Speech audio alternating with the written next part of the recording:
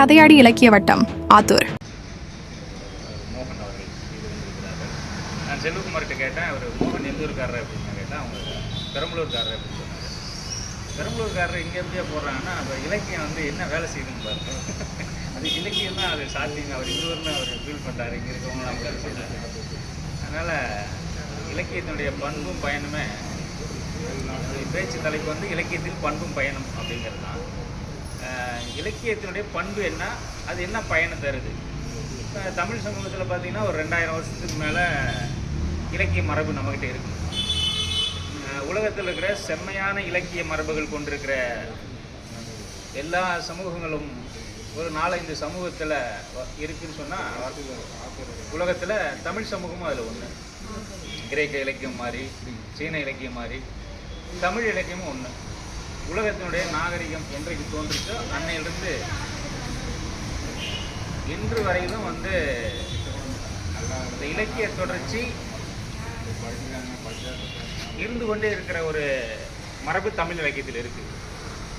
அப்படிப்பட்ட தமிழ் இலக்கிய மரபுகளை கொண்டிருக்கிற நாம் அதை எந்த அளவுக்கு புரிஞ்சுக்கிறோம், எந்த அளவுக்கு கொண்டு போய் சேர்க்குறோம், நாமளே எந்த அளவுக்கு புரிஞ்சுருக்கிறோன்றது ஒரு கேள்வியாக எழுப்பணும்னா, புரிஞ்சுக்கிறது ரொம்ப சிரமமாக இருக்குது. இலக்கியத்தை புரிஞ்சுக்கிறது. நான் செல்வகுமார் சொன்னதே போல் இந்த ஊரிலே, இந்த கிராமத்திலே பிறந்து வளர்ந்து சென்னைக்கு போனோம். இலக்கியம் தான் படிக்கணும், கற்றுக்கணும்னு போனோம். நான் செல்வகுமார் தான் எனக்கு தொடக்கத்தில் நாங்கள் 10-12ஆம் வகுப்பு படிக்கும்போது இலக்கியத்தை எங்களுக்கு அறிமுகப்படுத்தினார். அப்போ படித்தோம், நிறையா இலக்கியங்கள் படித்தார். பட் படிக்கிற ஆர்வம் இருந்துச்சு, பட் எப்படின்னு தெரியல. அதுக்கப்புறம் பச்சை பெண்கள் வரைக்கும் போனோம். அப்புறம் இலக்கியங்கள் பெரிய நபர்களை பார்த்தா, அப்போ 90களில் 2000 வரைக்கும் சென்னையில் என்ன இருக்குன்னா, ஆனந்தன் பேசுவார், சமுத்திரம் பேசுவார். அன்றைக்கு இருந்த இலக்கியவாதிகள்லாம் போட்டு நடக்கும். 2000க்கு பிறகு ஒரு போக்கு தமிழ் சமூகத்தில் வந்துச்சு, இலக்கியத்தில் ஒரு புதிய போக்கு வந்துச்சு. அதுக்கப்புறம் அந்த கூட்டம்லாம் நடக்கிறது நின்று போச்சு. குறிப்பாக போஸ்ட் மாடர்ன் அப்படின்னு ஒரு ஐடியா வந்துச்சு. அதுக்கப்புறம் அந்த விஷயமே நின்று போச்சு. அப்படி ஒரு கூட்டத்தில் ஜெயகாந்தன் வந்து மியூசிக் அகாடமின்னு ஒரு இடம் இருக்குது. அது ஒரு முக்கியமான தென்னிந்தியாவுடைய கர்நாடக சங்கீதத்துடைய ஒரு மெக்கா என்று சொல்லக்கூடிய சென்னையில் இந்த மியூசிக் அகாடமியில் இசை நிகழ்ச்சி நடக்கும், கர்நாடக சங்கீதம். அதில் ஜெயகாந்தன் ஒரு முறை வந்து பேசினார், இலக்கியம் என்றால் என்ன. நான் எம்ஏ படிச்சுட்டு இருக்கிற காலம். அப்போ இலக்கியம்னா என்ன, நானும் கற்றுக்கணும் முயற்சி பண்ணுறேன். இலக்கியம்னா என்ன சொல்கிறாங்க, பிடிக்கூடவே இல்லை. இலக்கியம்னா என்ன சொல்கிறது, நம்ம நிறைய நூல்கள் படிக்கிறோம், பெரிய இதெல்லாம் போய் பார்க்குறோம். இப்போ ஜெயகாந்தன் வந்து என்ன சொல்கிறாருன்னா, உங்கள் வாழ்க்கையை எது செம்மைப்படுத்துகிறதோ அதுதான் இலக்கியம் அப்படின்னு அவர் சொல்கிறார். இப்படி சொன்னால் எப்படி நமக்கு புரியும் உங்களுக்கு? என் வாழ்க்கைன்னா என்னன்னு எனக்கு புரியுமா? எப்படி என்னை செம்மைப்படுத்துதா இல்லையான்னு எப்படி எனக்கு புரியும்? இப்போ அவர் சொன்ன ஒரு கூற்று, அந்த கோட்பாடு வந்து சரியாக தப்பானா சரியாக தான் சொல்லியிருக்காரு. ஆனால் அந்த கூற்று யாருக்கு புரியும்? உங்கள் வாழ்க்கை உரைத்து பாருங்கள். வள்ளுவர் சொன்ன மாதிரி, தக்கார் தகவலார் என்பது அவரவருடைய கர்மமே கட்டளைகள் மாதிரி இலக்கியத்தை புரிஞ்சுக்கிறதுக்கு உங்கள் வாழ்க்கை தான், உங்கள் வாழ்க்கையை செம்மைப்படுத்துதா அது நல்ல இலக்கியம், செம்மைப்படுத்திட்டே நல்ல இலக்கியம் இல்லை, தூக்கி போட்டு போங்கன்ற. இப்போ இதை எப்படி புரிஞ்சிக்க முடியும்? நம்மளால் புரிஞ்சிக்கவே முடியாது. இப்போ அவர் சொன்ன கூற்று யாருக்கு? இலக்கியத்தை வாசிக்கிற புலமையோடு இருக்கிறவங்களுக்கு கரெக்டு. எளிதாக புதிதாக நுழைந்து கொண்டிருக்கிற ஒருத்தருக்கு அந்த இலக்கியத்தை எப்படி புரிஞ்சிக்க முடியும், அதை என்னன்னு தெரிஞ்சுக்கிறதுன்ற அந்த தேடலில் போனால் எனக்கு மறுபடியும் அந்த ஒரு கேள்வியோடு இருந்தது. அப்படி பார்த்தோம்னா வாழ்க்கையை செம்மைப்படுத்துறது தான் இலக்கியம் அப்படின்னு அவர் சொன்னதை போல் நம்ம இலக்கியத்தில் சொல்லியிருக்காங்களா? நம்ம தொல்காப்பியம் தொடங்கி சங்க இலக்கியம் தொடங்கி நமக்கு அந்த மாதிரியான மரபு இருக்கா? நாட்டுக்கு உழைத்தல் தான். நாட்டுக்கு எப்படி உழைக்காது? ஆனால் அந்த கிறிஸ்துவ சபையெல்லாம் சொல்கிற மாதிரி இந்த ஆவி எழுப்புதல் மாதிரி மனிதனுடைய ஆன்மாவை எழுப்புது. அதனால் ஆன்மா செத்து போயிருக்கிற ஆன்மாவை மறுபடியும் உயிர்ப்பிக்க முயற்சி பண்ணும். அதுதான் இலக்கியத்துடைய பண்பா இருக்குது. தாய்மானவர் சொன்னார், எல்லாரும் இன்பற்று இருப்பதை வேண்டுவதை அல்லாமல் வேறொன்றும் வரையே பராபரமே. அப்போ இலக்கியத்தினுடைய பண்பு என்னவா இருக்குது? எல்லா இலக்கியமும், உலகத்தில் இருக்கிற எல்லா இலக்கியத்தையும் நம்ம எடுத்து பார்த்தோம்னா எல்லா இலக்கியமும் இந்த மனிதர்கள் நல்லா மகிழ்ச்சியாக இருக்கணும், அதுக்கு என்ன செய்யறது அப்படிங்கிறது தான் அதனுடைய நோக்கமாக இருக்குது, பண்பாக இருக்குது. பயனும் அதுதான். இந்த அன்பும் மரணம் உடைத்தாயின் இல்வ வாழ்க்கை பண்பும் பயனும் அதுன்ற மாதிரி இலக்கியத்தினுடைய பண்பு என்னன்னா எல்லாரும் நல்லா இருக்கணுன்றது தான். அதை விரும்புது, அதுவே பயனாகவும் இருக்குது. அப்படி அப்படி பார்த்து தான் நம்ம இலக்கியங்களே படைச்சிருக்கிறாங்க.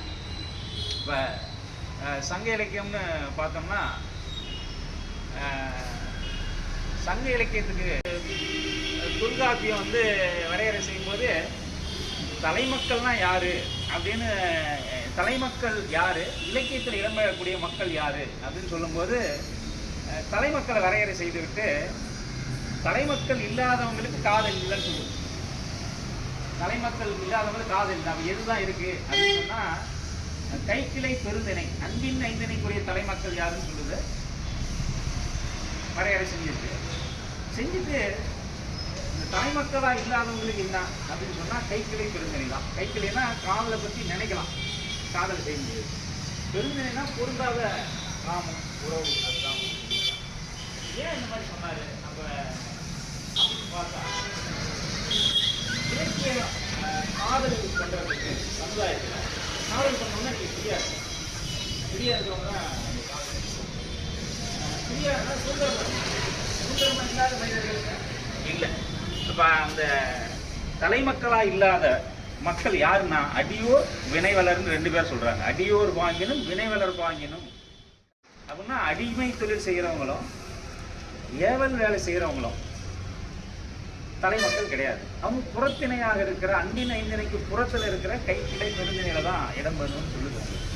அப்படி இலக்கியத்தை பற்றியும் சமுதாயத்தை பற்றியும் நம்ம மரபில் ஒரு தெளிவான வரையறை சமுதாயம் இப்படி தான் இயங்குதுன்றதை கண்டுபிடிச்சிருக்கிறாங்க. இந்த கண்டுபிடித்ததனுடைய விளைவாக தான் சங்க இலக்கியம் இருக்குது, தொல்காப்பியம் இருக்குது, பக்தி இலக்கியம் இருக்குது. இந்த இலக்கியங்கள்லாம் தோன்றும் போது ஐரோப்பிய சமூகம் ஒன்றும் கிடையாது. பிரிட்டன் வந்து ரோமுக்கு அடிமையாக இருந்தது. அப்போ நம்முடைய சமுதாயம் அன்னைக்கு செம்மையான ஒரு கிளாசிக்கல் இலக்கியங்களை படைத்து ஒரு சமுதாயத்தை படைத்து நாகரிகமான ஒரு சமுதாயத்தை உண்டாக்கி கொண்டு வாழ்ந்து கொண்டிருக்கிறது. அப்படிப்பட்ட சமுதாயத்தை நாம் நம்முடைய வாழ்க்கையிலிருந்து ஒரு நம்முடைய வாழ்க்கையிலேயே ஒரிஜினலாக உருவாக்கி கொண்ட சிந்தனைகளை வைத்துக்கொண்டு நம்ம வாழ்ந்துருக்கோம். அது ஒரு 10ஆம் நூற்றாண்டு வரைக்கும் அந்த தொடர்ச்சி இருந்தது. அதுக்கப்புறம் ஒரு வீழ்ச்சி, இன்னை வரைக்கும் அந்த வீழ்ச்சி எழுந்திருக்கவே இல்லை. பாரதியார் சொன்னார், 1000 ஆண்டு காலம் கொய்ந்து கிடந்த பின் வாராது போல வந்த மாமணியை தோற்போமோ அப்படின்னு கேட்டார். இந்த சுதந்திரங்கிற உணர்ச்சி 1000 வருஷத்துக்கு அப்புறம் வருதான், அதை நாங்கள் விட்டுருவோமா பிடிச்சிக்குவோன்னு சொன்னார். ஆனால் சுதந்திர போராட்ட காலத்தில் கொஞ்சம் காலம்தான் வாமா மின்னல் மாதிரி வந்துச்சு, அப்புறம் போயிடுச்சு. அந்த உணர்ச்சி விட்டுட்டாங்க, மறுபடியும் படுத்துக்கிச்சு. இந்திய சமூகம் பார்த்தீங்கன்னா இப்போ மறுபடியும் படுத்து தான் இருக்குது. அது எப்படி எழுப்புறதுன்னு தெரியல. நேரு கூட உறங்கி கொண்டிருக்கிற இந்தியாவை எழுப்ப முயற்சி பண்ணுறேன்னு. அப்படி நம்முடைய சமுதாயத்தில் இப்படிப்பட்ட இலக்கியங்களை படைத்த ஒரு சமுதாயமாக இருக்குது, ஒரு மரபு நம்மகிட்ட இருக்குது. இப்போ நமக்கு நவீன காலம் வந்துருச்சு. நவீன காலம் வந்தால் இலக்கியத்தை எப்படி புரிஞ்சுக்கிறது? எல்லாரும் படிக்கிறதுக்கு வந்துட்டோம், எல்லாரும் சமம்னு வந்துட்டோம். இப்போ நவீன காலத்தினுடைய கொள்கையே என்னன்னா எல்லாரும் சமம்ன்றது, எல்லாம் சமம். இப்போ சங்க இலக்கியத்தில் நமக்கு என்ன சொன்னாங்க? அடியோர் வாங்கினும் வினைவலர் வாங்கினும் கடிவரை இன்பம் உண்டாம் ஆதலால் காதல் செய்வீர் ஜகத்கீரேன்ட்டார். எல்லாரும் காதல் செய்யினார். ஏன்னா எல்லாரும் ஓர் விலை, எல்லோரும் ஓர் நிறை, எல்லோரும் இந்நாட்டு மன்னர், நம்ம எல்லோரும் இந்நாட்டு மன்னர், எல்லாரும் மன்னனாக மாறிட்டோம். சங்க காலத்தில் பக்தி காலத்தில் என்ன சொன்னாங்கன்னா மன்னன் உயிர்த்தே மலர்தலை உலகம், மன்னனை சார்ந்து தான் உலகம். இப்போ என்னன்னா எல்லாருமே மன்னனாக மாறிவிட்டோம். அப்போ எல்லாருக்கும் காதல் இருக்குது, அந்த கண்டிஷன் இருக்குது. காதல் இருக்குதுன்னா எல்லாருக்கும் சுதந்திரம் இருக்குதுன்னு அர்த்தம். அப்போ அந்த நிலைமையை புரிந்து கொள்வதற்கு, அதற்கான இலக்கியங்களை சிந்தனைகளை வளர்த்து எடுத்துக்கொண்டு போவதற்கு நமக்கு நிறைய இது மாதிரியான கூட்டங்கள், சின்ன சின்ன கூட்டங்கள் வந்து நடத்த வேண்டியது, டிஸ்கஸ் பண்ண வேண்டியது இருக்குது. ஒரு காலத்தில் தமிழ்நாட்டில் பார்த்திங்கன்னா எல்லா சலூன் கடையிலையும் டீ கடையிலையும் இலக்கியவாதங்கள் நடந்து இருக்குது. இப்போ எல்லாமே விட்டுட்டோம். இப்போ அண்மையில் ஒரு ஆட்சி மாற்றம் வருது, யார் வந்தாங்க எப்படி வந்தாங்கன்னு தெரியாது. உங்களுக்கு ஒரு பயங்கரமாக இருக்குது உங்களுக்கு. இதெல்லாம் எதனால் நடக்குதுன்னு சொன்னால் நம்ம எல்லாத்தையும் பேசுறதை விட்டாச்சு. பேசுறதை விட்டுட்டா அது என்ன ஆகும்னா நீங்கள் என்ன நடக்குதுன்னு நம்ம கண்ட்ரோல் இருக்காது. அப்போ இப்படிப்பட்ட ஒரு மரபை இருந்திருக்கு. அப்போ இதைத்தான் நம்ம புலவர்கள் பாடியிருக்காங்க. குறிப்பாக சங்க இலக்கியத்தில் ஒரு பாட்டு, ரொம்ப முக்கியமான ஒரு பாட்டு ஒன்று.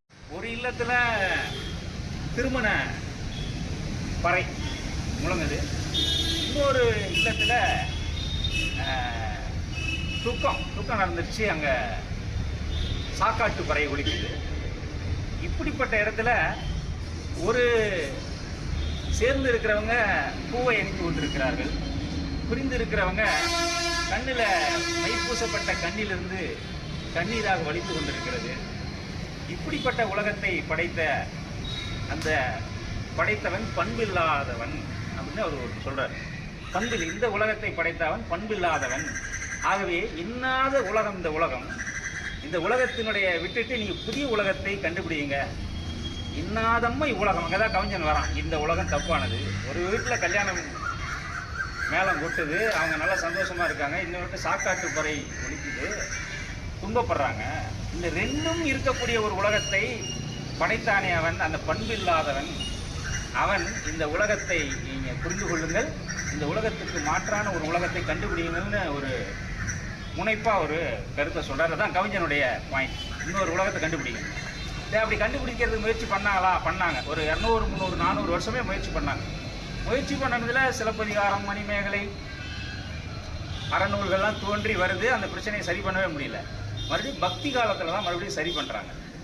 பக்தி காலத்தில் வந்த பிறகு திருஞான சம்பந்தர் பாடுறாரு, மண்ணிலே நல்ல வண்ணம் வாழலாம், மண்ணிலே நல்ல வண்ணம் வாழலாம், வைகளும் எண்ணில் நல்ல கதிக்கு ஒரு குறையும் இல்லைன்னு திருஞான சம்பந்தர் பாடுறாரு. அப்போ என்னன்னா, மண்ணிலே நல்லபடியாக வாழ முடியாதுன்னு சொல்கிற ஒரு போக்கு இருக்குது அவங்க காலத்தில். மண்ணில் நல்லபடியாக வாழ முடியாது. மணிமேகலை, சீவக சிந்தாமணி என்ன சொல்கிறாங்கன்னா, நீங்கள் இந்த உலகத்தை மோட்சம் அடையணும்னா நீங்கள் துறவரம் மேற்கொள்ளணும். இல்லற வாழ்க்கையில் உங்களுக்கு வந்து மோட்சம் கிடையாது. இல்லற வாழ்க்கைக்கு போனால் துன்பங்கள். அப்போ என்னென்னா, அப்போ இருக்கிற ரூலிங் கிளாஸ், அப்பர் காஸ்ட்டில் இருக்கிற ரூலிங் கிளாஸ் இருக்கிற எல்லாத்துக்கும் ஒரு குழப்பம் வருது. அப்போ இல்லற வாழ்க்கை தப்புன்னா அப்போ எப்படி வாழ்றது? எளிய ஜனங்களுக்கு எந்த பிரச்சனையும் கிடையாது. இப்போ மேலே இருக்கிறவங்களுக்கு தான் பிரச்சனை. அவங்க தான் சந்திக்கிறாங்க எல்லாத்தையும். அப்போ பெரிய குழப்பமாக இருக்குது அந்த சமுதாயத்தில். அந்த மாதிரி நேரத்தில் வந்து தான் பக்தி இலக்கியம் வந்து இல்லை, மண்ணிலே நல்லபடியாக வாழலாம் அப்படின்னு சொல்கிறாங்க. இப்போ நம்ம காலத்திலே ஒரு அமைதி இங்கே கிடைக்குமா, எல்லோரும் மகிழ்ச்சியாக இருக்க முடியுமா அப்படின்னு ஒரு கேள்வி எல்லாத்துக்குமே எழுது. இந்த மாதிரியான கேள்வி சங்க காலத்தில் எழுந்திருக்கு. உலகம் அழிந்து போய்விடுமா அப்படின்னு கேள்வி தான் வருது அவங்க. ஏன்னா ஓயாத போர், எங்கே பார்த்தாலும் போர், வெட்டுறாங்க, குத்துறாங்க, தீயிட்டு எரிக்கிறாங்க. இதுதான் சங்க காலம். சங்க காலன்றது சின்ன சின்ன குழுக்கள் ஒன்றோடு ஒன்று மோதி அழிஞ்சி எப்போ பார்த்தாலும் சண்டை. ஈராக்கில் நடக்கிற மாதிரி, உக்ரைனில் நடக்கிற மாதிரி நம்ம சங்க காலம் தமிழ்நாடுக்குள்ளே போர். அந்த மாதிரி இருக்கும்போது இந்த உலகத்தில் நம்ம வாழ முடியுமா முடியாதான்ற கேள்வி வருது அவங்க பெரியவங்களுக்கெல்லாம். இப்போ என்ன சொல்கிறாங்கன்னா, உண்டாலம்மை உலகம், இந்த உலகம் இருக்குது, உண்டு அப்படின்னு சொல்கிறான் ஒரு புலவன். எதனால் இருக்குதுன்னா, நான் வாழ வேண்டும் என்றால் இன்னொருத்தனும் இருக்கணுங்கிற உண்மை தெரிந்த ஒருவனால் இந்த உலகம் இருக்குது. அது அப்படி தெரிஞ்ச ஒருத்தன் தான் கூட இந்த உலகம் இருக்கும். நான் வாழணுன்னாவே இன்னொருத்தர் இருக்கணும் இங்கே அப்படிங்கிற உண்மை தெரிந்த ஒருவன் இருந்தாவே இந்த உலகம் இருக்கும் அப்படின்னு வந்து கேள்வி கேட்குறாங்க. அதே போல் இந்த உண்டுங்கிற மாதிரி பக்தி காலத்திலையும் கண்டுகொண்டேன் நலம் தரும் நாராயணா என்னும் நாமத்தை கண்டுகொண்டேன் ஆழ்வார்கள் பாடினாங்க. இப்படி ஒவ்வொரு காலகட்டத்திலும் நெருக்கடி. அந்த நெருக்கடி வரும்போதெல்லாம் பெரிய பெரிய புலவர்கள், தலைவர்கள், தத்துவவாதிகள் எல்லாம் தோன்றி மறுபடியும் சமுதாயத்தை வழிநடத்திக்கிறாங்க. அப்படி வழிநடத்தினுடைய விளைவாகத்தான் நம்ம சமூகம் இவ்வளோ தூரம் வந்திருக்கு. நமக்குன்னு சுயமான ஒரு மரபு இருந்திருக்கு, பாரம்பரியம் இருந்திருக்கு. இன்றைக்கு மாடர்ன் ஏஜில் தான் நம்ம ரொம்ப படவே இல்லை. நவீன காலம் தான் நமக்கு இன்னும் பிடிபடாத ஒரு காலமாக இருக்குது.